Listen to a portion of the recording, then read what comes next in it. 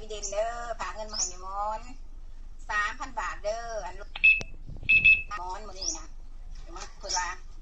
ให้นางลา500 บาทให้คิง500 บาทให้แม่2,000นั่นแหละเพิ่นให้ซื้ออันมาได้แล้วซื้อของหมดซื้อของมาตุนเนี่ยราคา500แป้งนัวนี่ทงนึง8,000 กีบ4ทง8 2 4 6 8 3 3 4 8 4 3คิง500เป็นเงินกี่เปอร์เซ็นต์500แต่เป็นเงินกีบ150,000เด้ออันนี้ไป100,000นี่ไป50,000150,000ซอยอะไรกันให้เพียงหลังขอบใจอันที่ผ่านมากับมาต้นอายุแก่โตมามีคนซอยเรือกับขอบใจทุกสิ่งทุกอย่างอันนี้ก็ให้เขาคิดในม้อนกับขอบใจทุกสิ่งทุกอย่าง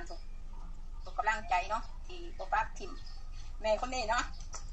แม่ก็ดีใจไรสิ่งทุกอย่างบุบก็ช่วยนี่แบบนี้